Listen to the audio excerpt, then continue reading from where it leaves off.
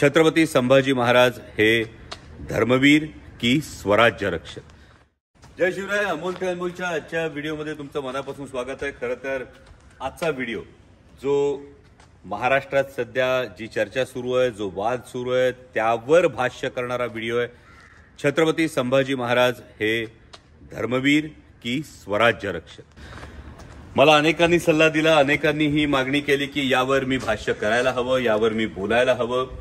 अनेकांनी अशी अपेक्षा व्यक्त केली, अनेकांनी असा सल्लाही दिला की कशाला आपल्याला याच्यामध्ये बोलायचंय। छत्रपती संभाजी महाराजांचा जो तर्कशुद्ध इतिहास आहे, जो खरा इतिहास आहे, तो मालिकेच्या द्वारे असेल, शिवपुत्र संभाजी महानाट्याच्या द्वारे असेल, मांडण्याचं काम तुम्ही करताय। आणि हे करत असताना यावर नेमकं बोलण्याचं कारण आहे का, यावर नेमके बोलण्याची गरज आहे का? मी प्रामाणिकपणे सांगू इच्छितो की हा व्हिडिओ पूर्णपणे अराजकीय आहे। कारण माझं स्वतःचं कायम एक असं म्हणणं आहे की इतिहासाकडे केवळ अभिनिवेशातून बघण्यापेक्षा तर्कशुद्ध बुद्धीनं पाहणं फार गरजेचं आहे। त्या इतिहासातून आपल्याला नेमक्या काय प्रेरणा मिळतात हे पाहणं फार गरजेचं आहे। आणि अशा वेळी ही चर्चा सुरू झाली आहे। माननीय माजी उपमुख्यमंत्री आणि विरोधी पक्षनेते अजितदादा पवार यांनी अधिवेशन काळामध्ये हे विधान केलं आणि त्यावरून ही चर्चा सुरू झाली। छत्रपती संभाजी महाराज धर्मवीर की स्वराज्य रक्षक। आणि त्यासाठी आजचा हा व्हिडिओ आहे। खूप तर्कसंगत पद्धतीनं मला जे उमगलं, मी कोणीही इतिहास संशोधक नाही, मी इतिहासाचा फार गाढा अभ्यासक नाही, परंतु स्वराज्य रक्षक संभाजी ही मालिका करत असताना जे मला जाणवलं, शिवपुत्र संभाजी हे महानाट्य करत असताना, शंभूराजे हे नाटक करत असताना गेले 13-14 वर्ष सातत्यानं या विषयावर तर्कशुद्ध पद्धतीनं विचार करत असताना जे जे जाणवलं ते तुमच्या समोर मांडण्याचा या व्हिडिओतून मी प्रयत्न करतोय। आणि पहिल्यापासून आपण याचा विचार करू। जे मी कायम असं म्हणतो की इतिहासाचा तर्कशुद्ध बुद्धीनं विचार करायला हवा। जर आपण याचा विचार केला तर छत्रपती संभाजी महाराजांविषयी अनेकांनी अनेक गोष्टी लिहून ठेवल्या। या अनेक गोष्टी लिहून ठेवत असताना सुरुवातीला छत्रपती संभाजी महाराज धर्मवीर ठरतात का, या अँगलचा आपण विचार करू। जर आपण शंभूराजांनीच लिहिलेला बुधभूषण हा ग्रंथ पाहिला तर या बुधभूषण ग्रंथामध्ये छत्रपती संभाजी महाराजांनी धर्माची फार उत्तम चिकित्सा केलेली, त्यावर काही श्लोक त्यांनी नक्कीच रचलेले आहेत। हे करत असताना छत्रपती शिवाजी महाराजांनी जो एक दंडक घालून दिला होता, एक फार महत्वाचा दंडक घालून दिला होता, तो म्हणजे माणूस हा धर्मासाठी नाही तर धर्म हा माणसासाठी आहे। आणि त्यामुळे लोककल्याण हे स्वराज्याचं मूळ ध्येय होतं, हा मूळ गाभा होता। आणि असं करत असताना मग जबरदस्तीनं ज्यांचं धर्मांतर झालं त्यांचं शुद्धीकरण करून घेऊन त्यांना पुन्हा हिंदू धर्मात घेणं, म्हणजे आपल्याला सगळ्यांना माहीत असलेलं उदाहरण हे सरसेनापती नेताजीराव पालकरांचं उदाहरण आहे। त्यांना पुन्हा छत्रपती शिवाजी महाराजांनी शुद्धीकरण करून पुन्हा त्यांचं हिंदू धर्मात त्यांचं स्वागत केलं होतं। ही गोष्ट आपल्या समोर आहे। आणि असं असताना छत्रपती संभाजी महाराजांनी कायम हा कित्ता गिरवला। एवढंच नाही तर छत्रपती पद धारण केल्यानंतर छत्रपती संभाजी महाराजांनी जबरदस्तीनं घडून आणलेल्या धर्मांतरावर सुद्धा बंदी आणली होती।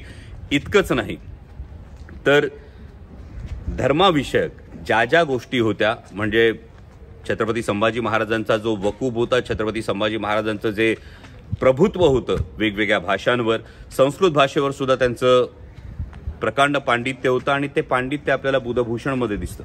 मग असं असताना धर्मवीर ही उपाधी त्यांना का लागली? तर धर्मवीर ही उपाधी लागत असताना अनेकांचं असं म्हणणं आहे की छत्रपती संभाजी महाराजांनी धर्मासाठी बलिदान दिलं। आता धर्मासाठी बलिदान दिलं या गोष्टीचा जर आपण चिकित्सक पद्धतीनं विचार केला तर तत्कालीन जे पुरावे आहेत, म्हणजे कायम इतिहासामध्ये काही अस्सल साधनं असतात, काही उत्तरकालीन पुरावे असतात।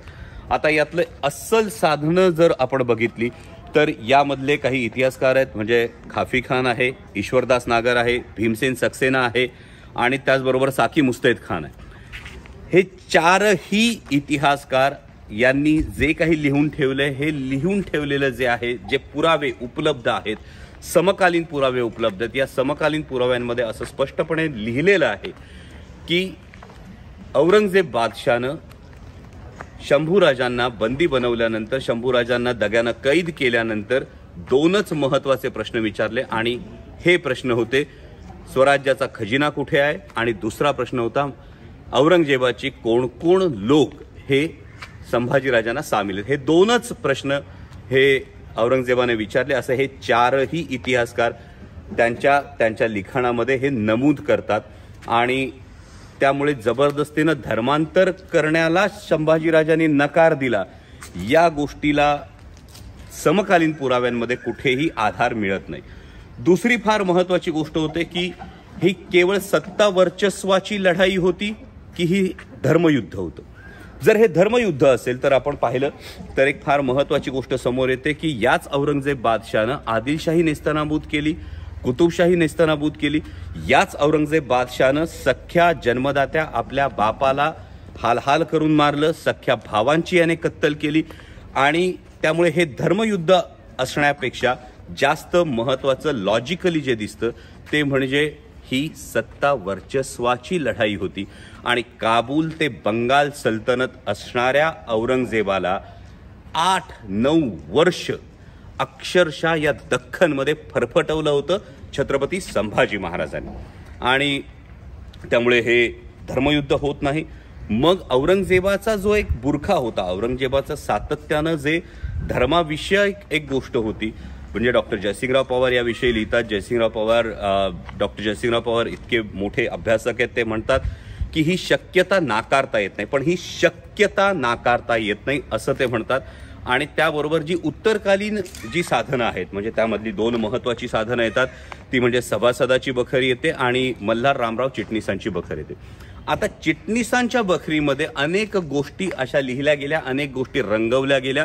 याला सुद्धा एक मानवी भावभावना कारणीभूत आहे. ते म्हणजे कटकऱ्यांना जे हत्तीच्या पायी दिलं छत्रपती संभाजी महाराजांनी, ज्यांनी संभाजी महाराजांना जीवे मारण्याचा कट केला आणि ही शिक्षा म्हणून जे कटकऱ्यांना हत्तीच्या पायी दिलं, त्यामध्ये मल्हार रामराव चिटणीसांचा पणजोबा म्हणजेच बाळाजी अवजी चिटणीस आणि आजोबा अवजी चिटणीस हे दोघेही हत्तीच्या पायी दिले गेले होते.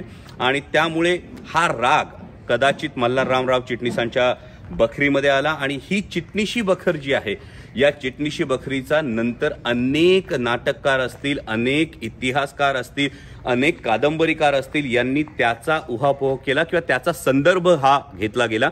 आणि मग ही कवी कल्पना समोर आली. याच पद्धतीची एक दुसरी कवी कल्पना सातत्यानं आपल्याला दिसते, ती म्हणजे एक जर आपण स्वतःला हा जर एक हे लॉजिक लावलं तर एका कर्तृत्ववान पित्याचा नाकर्ता मुलगा हे चित्र कादंबरीच्या दृष्टीनं किंवा काव्य कल्पनेच्या दृष्टीनं हे फार सोबर आहे. आपल्यालाही गॉसिप करायला आवडतं.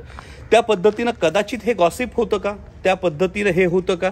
त्यामुळे बाकी जे संदर्भ आता सोशल मीडियावर काही संदर्भ येतात, म्हणजे स्वातंत्र्यवीर सावरकरांच्या लिखाणातले काही संदर्भ येत आहेत, गोळवलकर गुरुजींच्या संदर्भातले काही हे येत आहेत, पण यामध्ये किंवा काही जण अगदी राम गणेश गडकरींसारख्या मोठ्या नाटककाराचा सुद्धा संदर्भ देतात. पण या सगळ्या संदर्भांमध्ये संपूर्णपणे त्यांचा दोष आहे का, की तत्कालीन त्यांना जी उपलब्ध साधनं होती त्यानुसार त्यांनी हे मांडण्याचा प्रयत्न केला. यामध्ये नक्कीच एक जागा राहते, यामध्ये नक्कीच एक गॅप हा राहतो. नंतरच्या काळामध्ये जे सातत्यानं संशोधन केलं, म्हणजे अनेक मोठे लेखक आहेत, सेतू माधवराव पगडी असतील, वासी बेंद्रे असतील, डॉक्टर जयसिंगराव पवार स्वतः असतील, डॉक्टर कमल गोखले असतील, अशा अनेक लेखकांनी छत्रपती संभाजी महाराजांचं जाज्वल्य चरित्र हे समोर आणलं. आणि असं आणत असताना माझं जे प्रामाणिक मत आहे, जे मला असं वाटतं, ते म्हणजे या सगळ्या आधीच्या लेखनामध्ये एक गोष्ट अशी आपल्याला सदर दिसते की छत्रपती संभाजी महाराज हे बदफैली होते, त्यांची प्रतिमा ही मलिन करण्यात आली, पण त्यांनी धर्मासाठी बलिदान दिलं हे मांडलं गेलं. जेव्हा ही संकल्पना येते ना, तेव्हा ही संकल्पना केवळ छत्रपती संभाजी महाराजांचे जे शेवटचे दिवस होते, त्यांना कैद केल्यानंतरच्या त्यांच्या असीम बलिदानापर्यंतचा जो काळ होता, एवढ्यापुरतंच मर्यादित ठेवतं.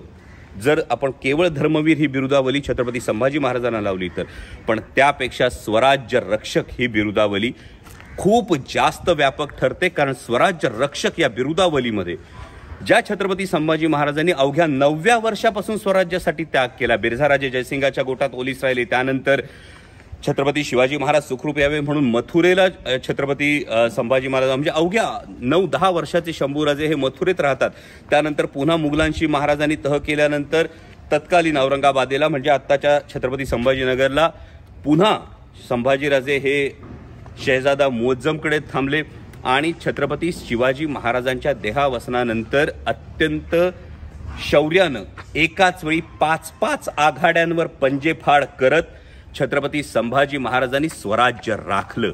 त्यामुळे केवळ धर्म म्हणण्यापेक्षा तत्कालीन इतिहासाचा जर आपण धांडोळा घेतला, तत्कालीन इतिहासाचा तर्कशुद्ध बुद्धीनं विचार केला तर देव, देश आणि धर्म या तीनही गोष्टींचा जो परिपाक होता तो म्हणजे स्वराज्य होतं, छत्रपती शिवाजी महाराजांनी निर्माण केलेलं। आणि या स्वराज्याचं रक्षण म्हणजे मी सुरुवातीलाही म्हणालो, विचार करा, स्वराज्याचा एक सुभा जो होता ना, म्हणजे औरंगजेबाच्या राज्यामध्ये एकूण 28 सुभे होते आणि त्यातला एक सुभा हा स्वराज्याच्या एकूण आकारमानाच्या 2.5 ते 3 पट होता। म्हणजे एवढ्या बलाढ्य सम्राटाला, एवढ्या मोठ्या शहंशहाला या पद्धतीनं मुकाबला करणं आणि स्वराज्याचा एकही किल्ला जाऊ न देणं, हे जे छत्रपती संभाजी महाराजांचं शौर्य आहे, हे शौर्य स्वराज्य रक्षक या बिरुदावलीमध्ये जास्त अधोरेखित होतं असं माझं प्रामाणिक मत आहे। आणि हे होत असताना यावर कोणताही वाद निर्माण करण्यापेक्षा मला असं वाटतं की त्यातून नेमकी आपण कोणती प्रेरणा घेत आहोत, त्या इतिहासाकडून आपण नेमकी कोणती प्रेरणा घेत आहोत। म्हणजे पित्याची आज्ञा शिरसावंद्य मानून आपल्या प्राणांची कुरवंडी करणाऱ्या, प्राणांची आहुती देणाऱ्या छत्रपती संभाजी महाराजांची ही पितृभक्ती घ्यायची, त्यांची ही स्वराज्य भक्ती घ्यायची, त्यांची ही या मातृभूमीप्रती असणारी भक्ती घ्यायची, या गोष्टी आपण खरं तर नमूद केल्या पाहिजेत। कारण छत्रपती संभाजी महाराजांचं जे बलिदान आहे, या बलिदानाने एक फार मोठी प्रेरणा या हिंदुस्थानाला दिली आणि ती प्रेरणा होती की छत्रपती संभाजी महाराजांच्या बलिदानानंतर 18 वर्ष सर्वसामान्य रयत लढली। ज्या पद्धतीनं औरंगजेबानं छत्रपती संभाजी महाराजांची हत्या केली त्याचा एक राग म्हणू शकतो, छत्रपती संभाजी महाराजांच्या बलिदानामुळे मिळालेली प्रेरणा म्हणू शकतो। 18 वर्ष सर्वसामान्य रयत लढली आणि काबूल ते बंगाल सल्तनत असलेल्या औरंगजेबाला परत स्वतःच्या राजधानीत जाता आलं नाही, परत स्वतःच्या राज्यात जाता आलं नाही, त्याची कबर या दख्खनमध्येच खोदली गेली। हा मराठ्यांचा सर्वोच्च पराक्रम आहे आणि त्यामुळे केवळ धर्मासाठी बलिदान दिलं असं म्हणणं, हा मला असं वाटतं छत्रपती संभाजी महाराजांच्या जाज्वल्य चरित्रावर, छत्रपती संभाजी महाराजांच्या शौर्याचा हा पूर्णपणे न्याय देणं होत नाही। उलट स्वराज्य रक्षक या बिरुदावलीनं छत्रपती संभाजी महाराजांचं जे व्यापक कार्य होतं, या कार्याला फार मोठा न्याय दिला जातो।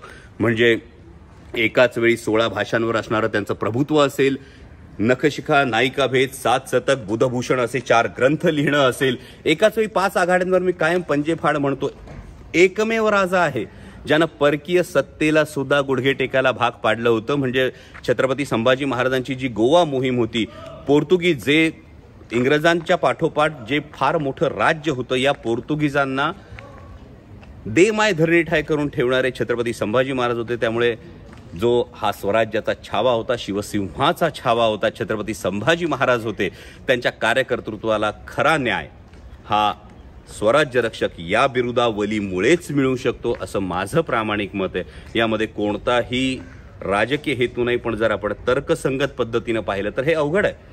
कारण अनेक वर्ष एक गोष्ट आपल्या मनावर बिंबवण्यात आलेली आहे, पण हा जो पण आहे की छत्रपती संभाजी महाराज असे होते पण त्यांनी एवढंच केलं म्हणून ते एक प्रतीक, कदाचित उजव्या विचारसरणीच्या लोकांनी हे प्रतीक समोर आणलं असेल, हे धार्मिक प्रतीक म्हणून छत्रपती संभाजी महाराजांचं बलिदान समोर आणलेलं असू शकतं।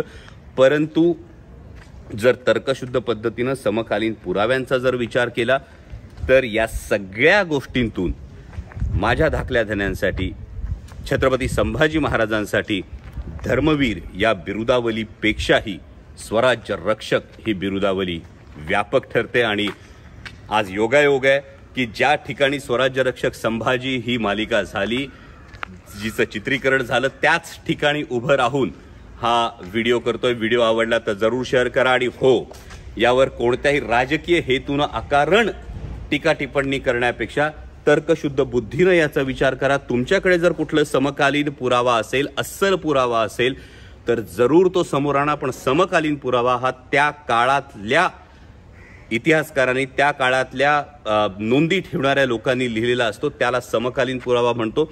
असा अस्सल पुरावा अजून तरी माझ्या वाचनात नाही। त्यामुळे माझं मत हे आहे की छत्रपती संभाजी महाराजांविषयी बिरुदावली लावत असताना धर्मवीर या बिरुदावलीपेक्षा स्वराज्य रक्षक ही बिरुदावली जास्त व्यापक आहे।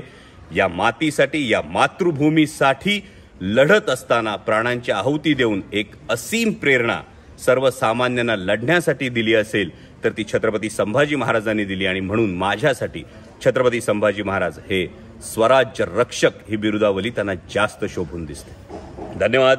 जय शिवराय।